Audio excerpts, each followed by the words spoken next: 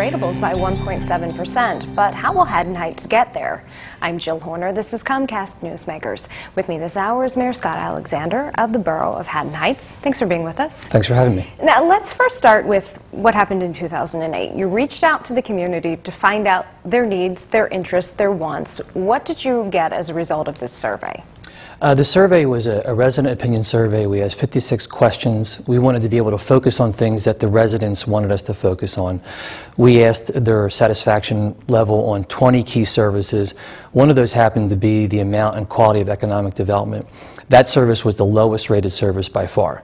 So the governing body took a step back and said we need to put together an initiative that will focus on this low rated key service. And that's how Project Garnet came about. Give us an idea as to what this actually includes, because it's a variety of different components. It is. It's a complex project. The objectives, though, are to provide new facilities to the borough, increase the rateable base, reduce property taxes, and provide cash to the borough. So specifically, we're looking to increase ratables about $13 million, reduce the property tax rate 2.5 cents. We've already added $2.6 million of building assets to the borough, and we're going to generate about $2.3 million in cash in the first 5 years. Is part of this to attract new businesses as well? The objective is to bring in new residents into a new community called Glover Mill. The reason why we purchased these buildings and retrofitted them was to vacate the former Public Works property and then build a new community on the location. So talk to us a little bit about what this location actually includes, because it's historically significant, but you say this can be an important site for the future of Haddon Heights as well. It is. It's approximately 8 acres. 1 acre of that land is set aside because it's nationally registered historic site. It's a Glover mill that was built in 1776. It's a fulling mill for wool, and the wool that was fulled there actually was used in Betsy Ross's flag that she had built.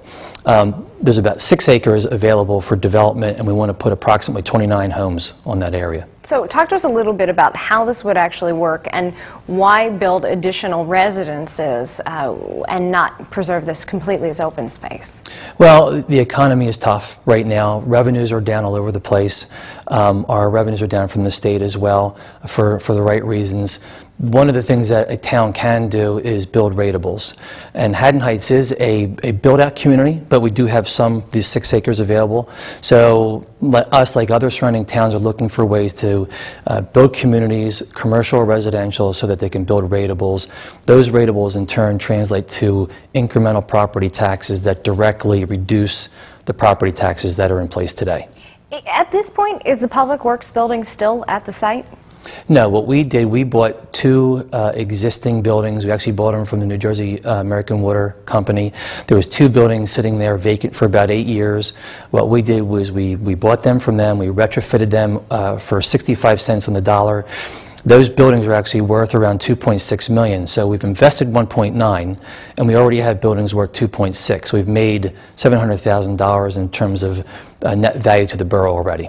Now, what about the additional expenses? Will there be more upfront costs associated with this project? The target is 1.9. Any incremental costs will be borne by the developer. The borough has appropriations set aside in 2010 to pay for things like surveys, but the majority of the expense will be picked up by the developer. Now, in the slow housing market, do you have a developer interested? We've had developers calling us and emailing saying they're interested in the property. I've also gotten emails and phone calls from people who want to buy homes. These are mid-priced, affordable homes. This is a unique community that has historic significance. It's in the middle of an established town that has quality services. We are in our 2nd year of a tax reduction, property tax reduction. We've got great quality services, so we are already getting demand for these houses. Please come back, give us an update. Let us know how this project's moving forward. I will. Thank you. We've been talking with Mayor Scott Alexander of the Borough of Haddon Heights. I'm Jill Horner for Comcast Newsmakers.